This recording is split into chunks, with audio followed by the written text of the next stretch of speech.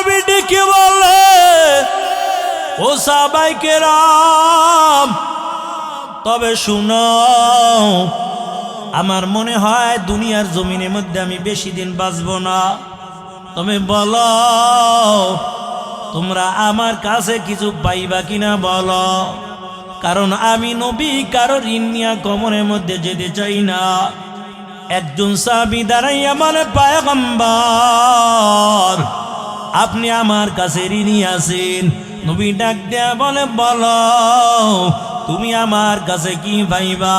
ওই সাহাবী বলে, নবী আমার, একদিন আপনার কাছে একজন ভিক্ষুক এসেছিল, আপনার কাছে টাকা ছিল না, আমার কাছ থেকে 3 দিরহাম নিয়া ওই ভিক্ষুককে আপনি দিয়েছিলেন।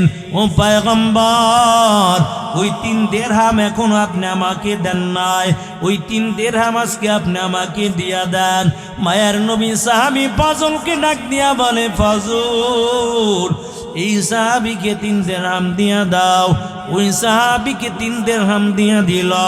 আল্লাহ নবী আবার ডাক দিয়া বলে, ও সাহাবায়ে কেরাম, তবে বলো তোমরা আমার কাছে আর কিছু পাইবা কিনা? আমি কারো ঋণ নিয়ে কবরে যেতে চাই না। একজন সাহাবী আবার দাঁড়ায়, ডাক দিয়া বলে, নবী আমার, আমি আপনার কাছে পাইব, আপনি আমার কাছে বড় ঋণী আছেন। নবী বলে, বলো তুমি আমার কাছে কি পাইবা, জলদি করে বলো।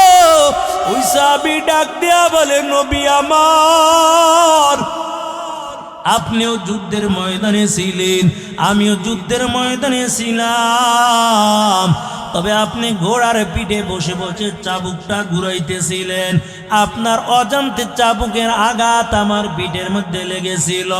ও পয়গম্বর, ওই চাবুকের আঘাতটা আজকে আপনার গায়ের মধ্যে আমি করতে চাই। মায়ার নবী সাহাবী ফজলকে ডাক দিয়া বলে, ফজল, জলদি করে যাও, ওই যুদ্ধের ময়দানে চাবুকটা ফাতেমার ঘরের মধ্যে রাখা, তাড়াতাড়ি চাবুকটা আইনা এই সাহাবীর হাতের মধ্যে দাও। রে আল্লাহর বান্দা, ফজল তাড়াতাড়ি ফাতেমার ঘরের দরজার সামনে হাজির হয়ে গেল। ডাক দিয়া বলে, ফাতেমা, জলদি করে ওই যুদ্ধের ময়দানে চাবুকটা দাও। আমার নবী যুদ্ধের ময়দানে চাবুকটা চেয়েছে। এরে আল্লাহর বান্দা, ফাতেমা ডাক দিয়া বলে, রে ফজল, তবে বলো, আমার বাবা তো বড় অসুস্থ, আমার বাবা এখন চাবুক দিয়া কি করবে বলো। ফজল ডাক দিয়া বলে, ফাতেমা, আমার নবীর সামনে এমন একজন সাহাবী দাঁড়ানো, ওই সাহাবী এই চাবুক দিয়া আমার নবীর গায়ের মধ্যে আঘাত করবে, তার একমাত্র কারণ যুদ্ধের ময়দানে নবীজির অজান্তে ভুলের কারণে এই চাবুকের আঘাত না জানি ওই সাহাবীর গায়ের মধ্যে লেগেছে। আজকে ওই সাহাবী চাবুক দিয়া আমার নবীর গায়ের মধ্যে আঘাতটা করবে। ফাতেমা চাবুকটা ফজলের হাতের মধ্যে দেয় আর ডাক দেয়া বলে, রে ফজল, যাও যাও, জলদি করে যাও, তবে চাবুকটা দিলাম, যত খুশি তোমার পিঠের মধ্যে আঘাতটা নিবা, আমার বাবার গায়ের মধ্যে আঘাতটা করতে দিবা না, কারণ আরবের জমিনের মধ্যে আমার আব্বা কিন্তু কষ্ট খুব করে নাই। আরবের জমিনের মধ্যে আবার আব্বার মাও ছিল না, বাবাও ছিল না।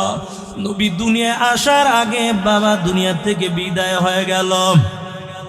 এরে আল্লাহর বান্দা, 6 বছরের কালেও নবীর মাও দুনিয়া থেকে বিদায় হয়ে গেছে।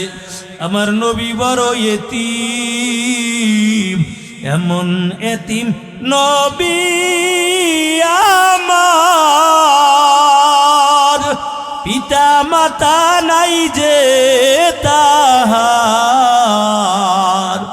তারপরেও কত মারা মারলো তাকে দুশ্মনী, নবী বিনে কে তারাবে পলসিরাত মিজানে, নবী বিনে কে তারাবে পলসিরাত মিজানে। চলো চলো চলো মুমিন চলো নবীর সন্ধানে, নবী বিনে কে তারাবে বংশীরা তো মিজানে। ও নবীর উম্মতের দল, ফাতেমা ডাক দিয়া কয় ফজল, তবে আমার বাবার গায়ের মধ্যে যেন চাবুক দিয়ে আঘাত না করতে পারে, কারণ আমার বাবা আরবের জমিনের মধ্যে কষ্ট কম করে নাই। আরবের বেঈমানেরা আমার বাবার গায়ের মধ্যে পাথরগুলো বৃষ্টির মতন বাড়তো। আর নবী ডাক দিয়ে বলতো, আরববাসী শুনো, তোমরা আজকে আমাকে পাগল পাগল বলে গালি দাও, শুনো আমি নবী পাগল না, আমার মুখের বাণীটা শুনে নাও। নবী যখন তায়েফের জমিনের মধ্যে দাওয়াত দেয়, ওই কাফেরা আমার নবীর গায়ের মধ্যে পাথরগুলো মারে। পাথরগুলো মারতে মারতে আমার নবীর শরীর বেয়ে বেয়ে রক্তগুলো ভরে। আমার নবী মাথার পাখিটা খুলে রক্তগুলো মুছি আলী ডাক দিয়া বলে, নবী আমার, আপনার মাথার পাগড়িটা লাল হয়ে গেছে, রক্ত পড়তে পড়তে আপনার জুতা মোবারক লাইগা গেছে। ও নবী আমার, কেন আপনি মাথার পাগড়ি দিয়ে আপনি রক্তগুলো মোছেন? আল্লাহর নবী ডেকে বলে, রে আলী, তুমি তো জানো না আমার রক্তগুলো যদি তায়েফের জমিনের মধ্যে পড়ে যায়, এই জমিনের মধ্যে আর কোনোদিন গাছপালা জন্মাবে না। এই জন্য আমার মাথার পাগড়ি খুলে আমি রক্তগুলো মুছতেছি। এরে আলী, আমাকে একটা উঁচু পাথরের সঙ্গে বসাইয়া দাও। আলী আমার নবীকে আস্তে করে ধরাধরি কইরা একটা পাথরের সঙ্গে ট্যাক লাগাইয়া বসাইয়া দিল। এরে মুমিন, ওই পাথরটা আজও পর্যন্ত তায়েফের জমিনের মধ্যে আছে। এখনো যদি ওই পাথরের সঙ্গে নাকটা লাগানো হয়, ওই পাথর থেকে এখনো মিশকু আম্মারের গ্রানগুলো বের হয়ে যায়। এরে মুমিন, ফাতেমা ডাক দিয়া বলে, ফাজল, তবে চাবুকটা দিলাম আমার এতিম বাবার গায়ের মধ্যে যেন আঘাতটা না করে। এরে আল্লাহর বান্দা, ফজল চাবুক নিয়ে চলে গেল আমার নবীর কাছে। আবু বকর ডাক দিয়া বলে, সাবি, কেমন করে আজকে আমার নবীর গায়ের মধ্যে আঘাতটা করবা? আমি আবু বকর কলিজা ফাইটা মারা যাব, কারণ আমি আবু বকর আমার জীবনের চাইতে নবীকে বড় ভালোবাসি। ওমর ডাক দেয়া কয়ে, সাবি, তোর যত খুশি আমি ওমরের গায়ের মধ্যে আঘাত করো, তারপর আমার এতিম নবীর মধ্যে আঘাতটা করিও না। বেলাল জমিনে গনায় আর কাঁদে, আর ডাক দিয়া বলে, আমার গায়ের মধ্যে আঘাতটা করো, আমার এতিম নবীর গায়ের মধ্যে আঘাতটা করিও না। ওই সাবি ডাক দিয়া বলে, না না, আমি তোমাদের কারো কথা শুনবো না। এই চাবুক দিয়া আমি নবীর গায়ের মধ্যে আঘাত করতে চাই। আমার নবী ডাক দিয়া বলে, আবু বকর ও উসমান আলী ও বেলাল, তবে বাধা দিও না, কারণ আমি নবী কারোর নিয়া কবরে যেতে চাই না। এরে আল্লাহর বান্দা, চাবুকটা যখন সাহাবীর হাতের মধ্যে দেওয়া হয়, ওই সাহাবী ডাক দেয়া বলে, নবী আমার, এই চাবুকের আঘাত যখন আমার গায়ের মধ্যে লেগেছিল, তখন আমার গায়ের মধ্যে কোনো জামা ছিল না। এখন তো আপনার গায়ের মধ্যে জামা দেখা যায়, আপনি গায়ের জামাটা খুলে দেন, তারপরে আমি আঘাত করব। নবীর গায়ের জামাটা আস্তে আস্তে করে খুলে দিল। ওই সাহাবী আস্তে করে চাবুকটা নিয়ে আমার নবীর পিছনে দাঁড়ায়। আমার নবীর পিছনে দাঁড়াইয়া হাত দুইটা পিছন থেকে নবীর দুই বগলের তলে দিয়া ঢুকাইয়া আমার নবীকে বুকের মধ্যে জড়ায়। আমার নবীকে বুকের মধ্যে জড়াইয়া ঠোঁট দুইটা পিছনে নবীজি নবুয়াতে মোহরের সঙ্গে লাগাইয়া একটা চুম্বন দিয়া ডাক দিয়া বলে, নবী আমার, এই তলোয়ার দিয়া চাবুক দিয়ে আপনার গায়ের মধ্যে আঘাত করতে আসি নাই, ও পয়গম্বর, গুনার কারণে আমার শরীরটা বড় নাপাক, গুনার কারণে আমার জবানটা বড় নাপাক, তবে এই শরীরটা আপনার গায়ের সঙ্গে লাগাইলাম, এই ঠোঁট দুইটা আপনার নবুয়তে মোহরের সঙ্গে লাগাইলাম, এখন আমার দিলে দৃঢ় বিশ্বাস কিয়ামতের ময়দানে জাহান্নামের আগুন আর আমাকে স্পর্শ করবে না।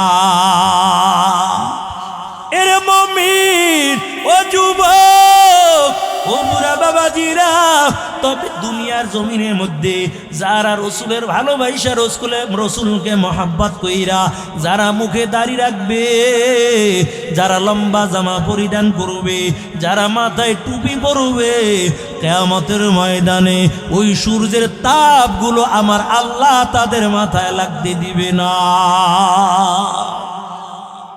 তাহলে জান্নাতে যেতে হলে গুণ কয়টা লাগবে? দুইটা। মনে আছে তো?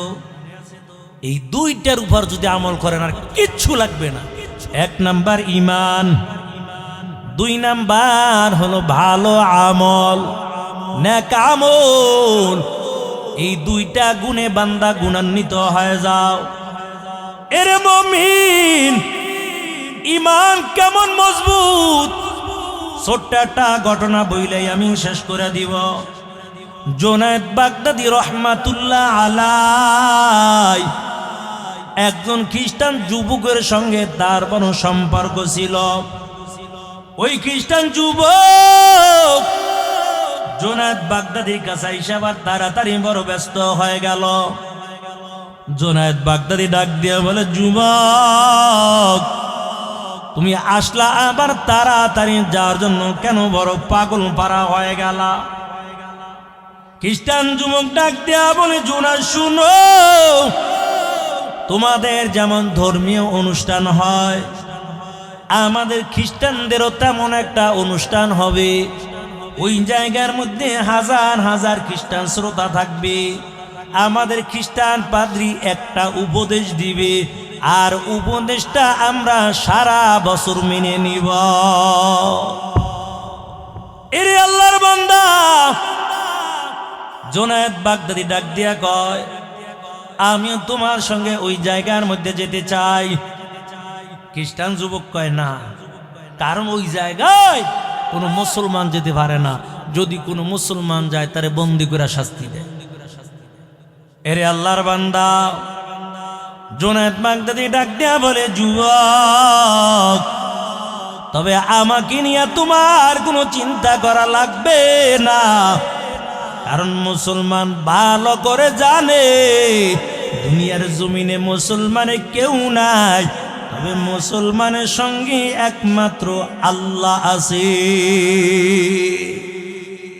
ছোট্ট বালক জুনায়েদ বাগদাদী মজলিসের মধ্যে হাজির হয়ে গেল। খ্রিস্টান পাদ্রী দামি সিংহাসনের মধ্যে বসে গেল, কিন্তু জিহ্বা নাড়ায়, ঠোঁটটা নাড়ায়, জবান দিয়া কথা বের হয় না। শ্রোতারা ডাক দিয়া বলি, কি ব্যাপার, আপনার জিহ্বা নড়ে, ঠোঁটটাও নড়ে, কেন কথা বের হয় না?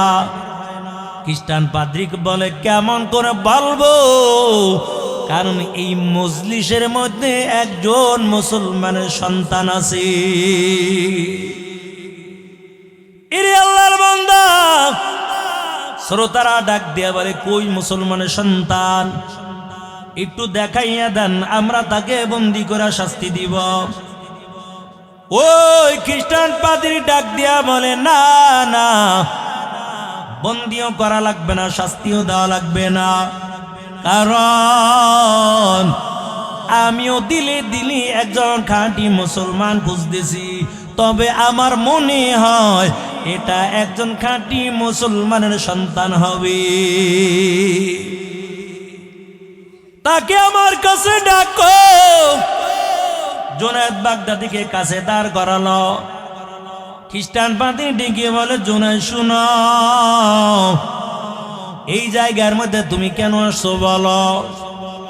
জুনায়েদ বাগদাদী ডাক দিয়া বলে, আমি আসছি ইমানের দাওয়াত দেওয়ার জন্য, কারণ ইন্নাদ দীনা ইনদাল্লাহিল ইসলাম, আল্লাহর কাছে মনোনীত ধর্ম হলো একমাত্র ইসলাম।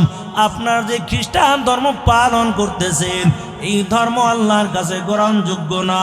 এরে মুমিন, ওই খ্রিস্টান পাদ্রী ডেকে বলে, ও জোনা শুনো, তবে তোমাদের উলামায়ে কেরামদেরকে ডাকো, আমি 4টা প্রশ্ন করব, কোরআন হাদিস দিয়া যদি উত্তর দিতে পারে আমি আর দেরি করব না, আমিও সাথে সাথে কালিমা পয়রা মুসলমান হয়ে যাব। শত শত উলামায়ে কেরামদেরকে ডাকো, এক পাশে শত শত উলামায়ে কেরাম, আর এক মাসে হাজার হাজার লক্ষ লক্ষ খ্রিস্টান সুলতান দল, দামি সিংহাসনের মধ্যে খ্রিস্টান পাদ্রী বসার পর 1 নাম্বার প্রশ্ন করলো, ও মুসলমান উলামায়ে কেরাম বলো, আমার 1 নাম্বার প্রশ্ন, আল্লাহ এখন কি করে? 2 নাম্বারে বলো, আল্লাহ কোন দিকে তাকানো? 3 নাম্বারে বলো, কোন জায়গার মধ্যে সূর্যের আলোটা একবার পড়েছিল? কিয়ামতের আগে আর ওই জায়গার মধ্যে সূর্যের আলোটা পড়বে না। 4 নাম্বারে বলো, কোন কবর জিন্দা ছিল? কবরের বাসিন্দাও ছিল জিন্দা, আবার জিন্দা কবরটা চলাফেরা করেছে। এই 4টা প্রশ্নের উত্তর যদি তোমরা দাও আমি আর দেরি করব না, আমার ভক্তবৃন্দদেরকে রাইখা আমিও কালিমা পড়ে মুসলমান হয়ে যাব।